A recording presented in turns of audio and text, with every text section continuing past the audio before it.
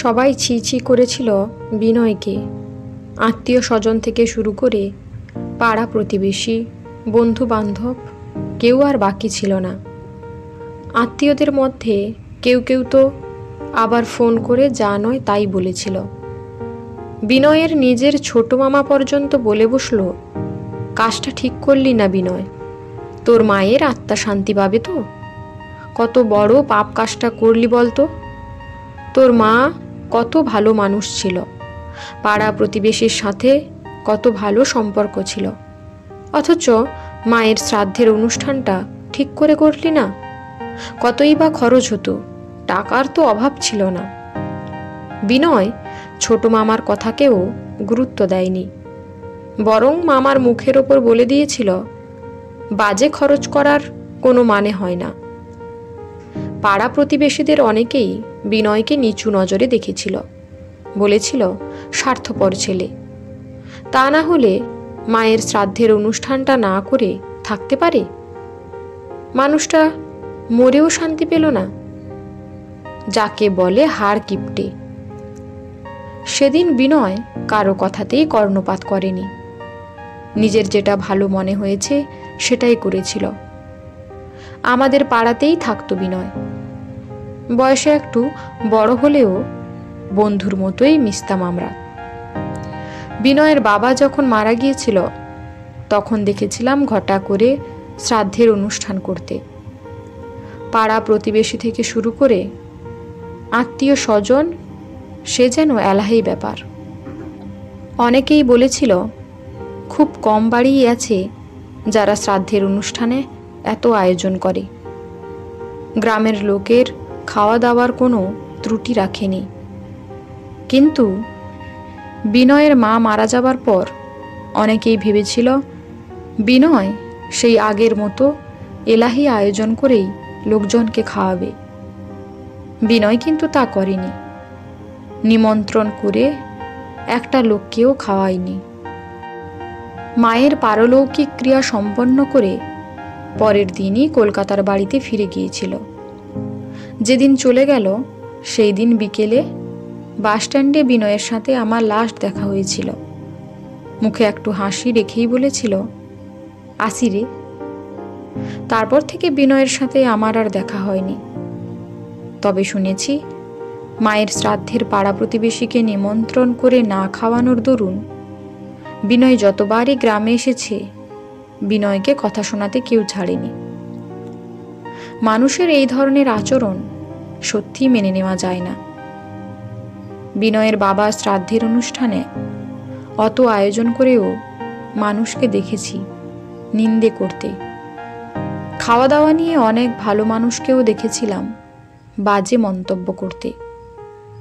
জানি না মানুষ এগুলো করে কি পায়। আমি বারবারই শ্রাদ্ধ অনুষ্ঠানে গিয়ে কবজি ডুবিয়ে খাওয়ার বিরোধী। মৃত্যু যারই হোক সেটা সবসময়ই দুঃখজনক, আর সেই উপলক্ষে ভুঁড়িভোজ মানা যায় না। তাই শ্রাদ্ধ বাড়িতে উপস্থিত হলেও মৃত ব্যক্তির উদ্দেশ্যে শ্রাদ্ধ জ্ঞাপনটাই বোধহয় বড় কথা। বিনয়ের ওই রকম একটা সিদ্ধান্তকে মনে মনে সেদিন সাধুবাদ জানিয়েছিলাম। তারপর থেকে বছর 5 কেটে গেছে। সেদিন আমি কালীঘাট মন্দিরে পুজো দিতে গিয়েছিলাম। মায়ের মন্দিরে পুজো দিয়ে বেরিয়ে আসছি, দেখি একটা জায়গায় ভীষণ ভিড়। সামনে গিয়ে দেখি অনেক ভিখারিদের মাঝখানে বিনয়, পাশে রয়েছে বিনয়ের স্ত্রী। মন্দিরের পাশে বসে থাকা ওই সব ভিখারিদের খাবার আর বস্ত্র বিতরণ করছে। বিনয়ের নাম ধরে ডাক দিতেই আমাকে দেখে বিনয় এগিয়ে এসে বলে, তুই এখানে? বললাম, মন্দিরে পুজো দিতে এসেছিলাম, তারপর এখানে দেখলাম তুই। খুব ভালো একটা কাজ করছিস, দেখে খুব ভালো লাগলো।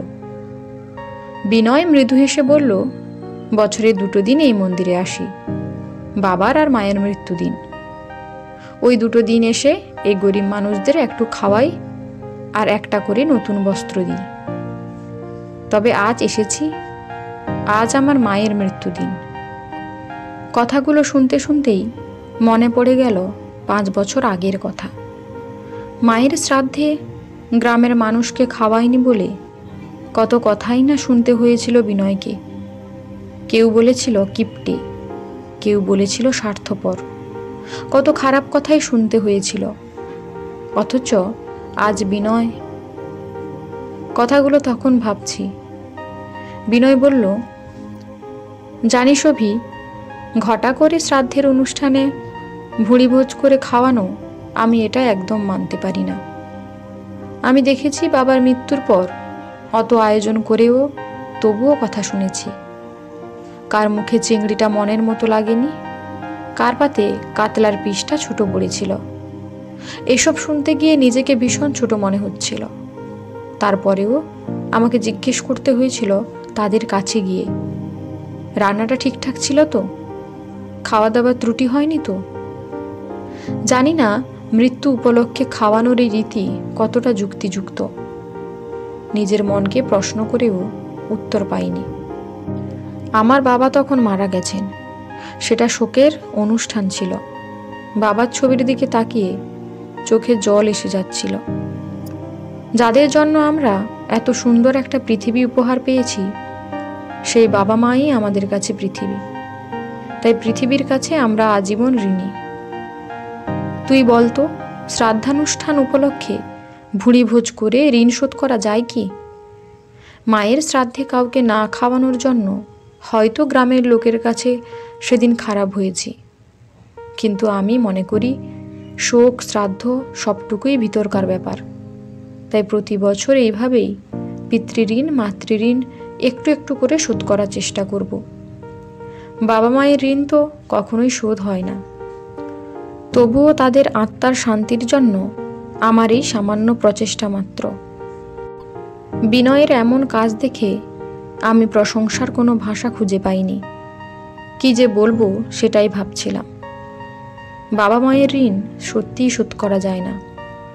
বাবা মায়ের আত্মার শান্তি কামনার জন্য বিনয়ের এমন উদ্যোগকে শুধু সাধুবাদ জানালেই হবে না, বরং সেটা আধুনিক মনস্কতার পরিচয়ও বটে। অন্তর থেকে শ্রদ্ধা জানালাম বিনয়কে।